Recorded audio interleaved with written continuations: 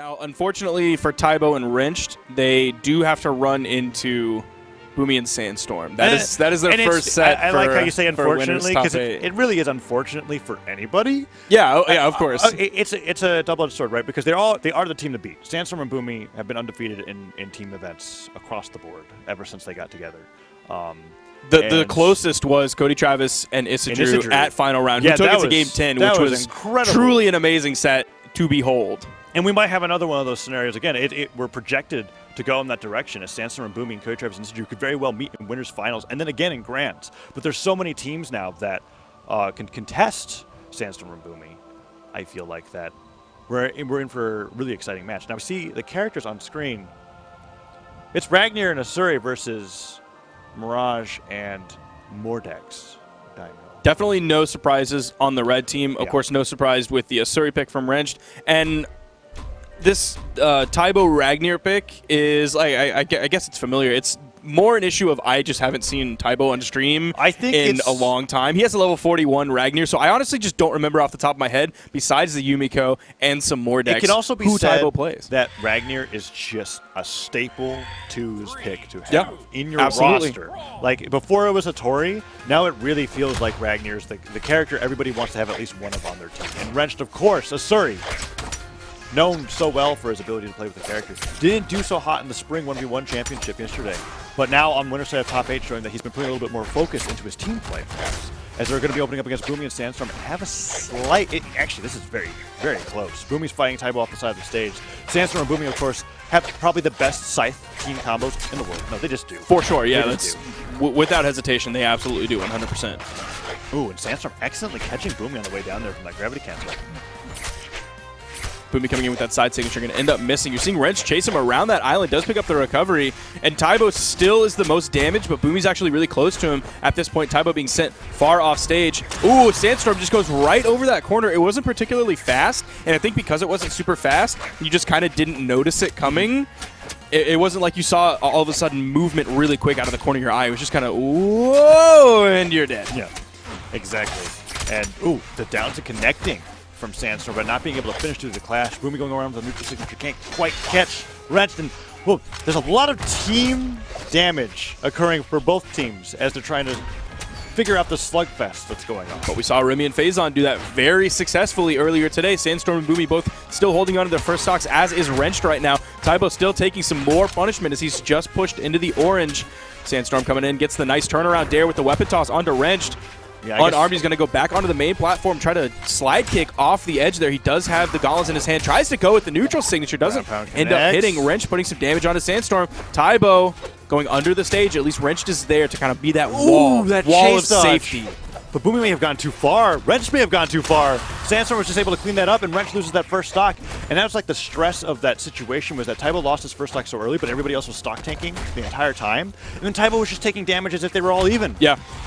Boomie finally loses that stock. Can Sandstorm follow shortly afterwards? Delight recovery does it. Wrenched with a nice cleanup. Now, if Tybo can do here what we saw Axo do earlier on this stage, which is not take a lot of damage and let Wrench just kind of go to work while the red team is chasing him, we could see them come back and even this up. You're seeing Wrench put a lot of pressure onto Boomie. Tybo actually somehow takes out Sandstorm on the edge. I didn't even notice what was happening there. My eyes were glued onto Boomie and Wrenched.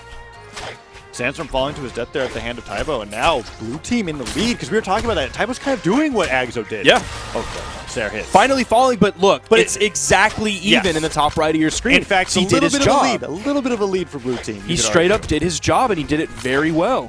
Sandstorm now is looking for something off stage against Tybo, but Tybo's so early on the... Oh, man, that side stick hitting him at the weirdest angle on the island.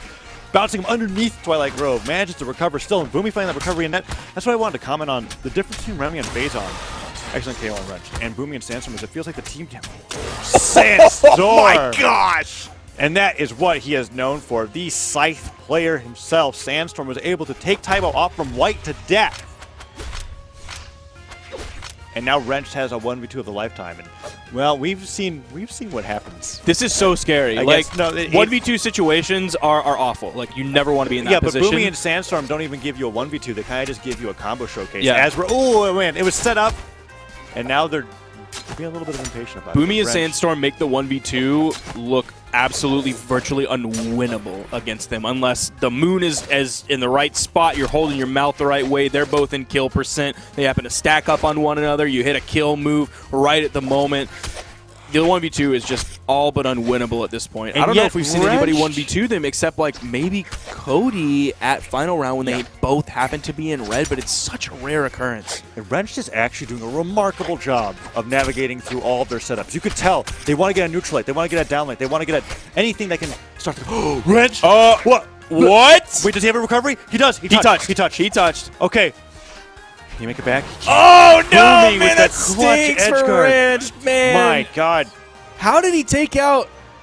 Oh, how did he take out Sandstorm Sandstorm like that? just got swatted by a Sarah at the bottom of the That stage. was awesome. He overextended. The and knockback was Wrench enough was ready for it. to KO. So we were talking about how great Boomie and Sandstorm were at setting up team combos because we've seen it all the time. But what I noticed is that the one set they had, they dropped, and then Wrench navigated around it completely. He would stay on the top platform of Twilight Grove, wait for one of them to pressure him down, and then immediately down her to the stage so that he can get a little bit of damage, run back, continue the rodeo, until he was able to find Sandstorm reaching for too much, killed him off the bottom of the stage, and it was just because of Boomie's impeccable edge guarding that he was able to secure that game, but that was looking like Wrench was going to take that game one, and now we're running it back, and Tybo had lost some early stocks. Let's face it, he died to Sandstorm and White from that Scythe combo. And he only put out 240 damage because he wasn't in the match long enough to put out more than that. And that could totally change here on Twilight Grove in game number 2. Boomie and Sandstorm really have to reevaluate their team combos because every time I tried to bring up the statement, they did something awesome, right? Yeah.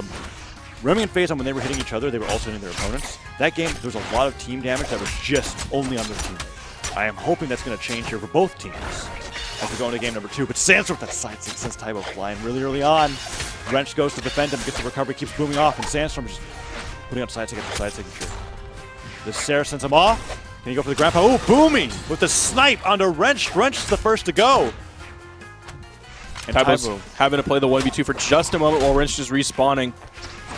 He's definitely in kill percent at this point. Sandstorm and Boomie haven't taken too much damage so far. Oh, immediately eating that ground pound. Sandstorm is there with that so quickly. You want to stay on the wall? He's got ground pound. You want to recover high? He's got ground pound. You want to go back to the main platform? He's going to send you over to the edge just like he did with Wrench, but Wrench chasing him down with that side signature. Quite literally. Cat v cat. Oh, it goes to the neutral stick, but Sandstorm just waits it out. That's the cool part about the invincibility. It goes away with the second you take an action, but you take no action, right? You just wait on the weapon. He's like, I'm not going to pick it up right away because I don't want you to hit me. Wrench went for the neutral stick, got punished for it. Brawl stocks are evened up now, and it's not nearly as crazy as a deficit as it was before with Tybo in red. Ooh, Sandstorm actually took Tybo out of that string that Boomie was going for. I think it was a D-Light, possibly into another D-Light, into a Sair. Oh, no, Sandstorm has Tybo on the edge. He's able to get back. I think he did touch. Oh, no, he didn't. But he did get his dodge back in time. That is going to be the end of that stock. Sandstorm. And Boomie's just waiting And until he can throw that neutral light out and be like, no, you got to go back and fight Sandstorm more if you want to be on that wall. And we saw Boomie trying to go for the same punish on the weapon spawn, but intelligently Tybo just waited, and Boomie ended up neutralizing his teammates. Tybo has Sandstorm off the side of the stage. Oh, just fast fell a little bit too far. Wasn't able to quite find the Sair. The team combo begins. The pogo stick, clever usage of the down air coming up from the Spirits because he knew if he just stayed on the ground, he was going to get hit by Wrench, so they were able to put a little bit more damage on the Tybo than normal. Wrench looking for that early KO on the Sandstorm, but they just can't find it. Wrench somehow surviving in red.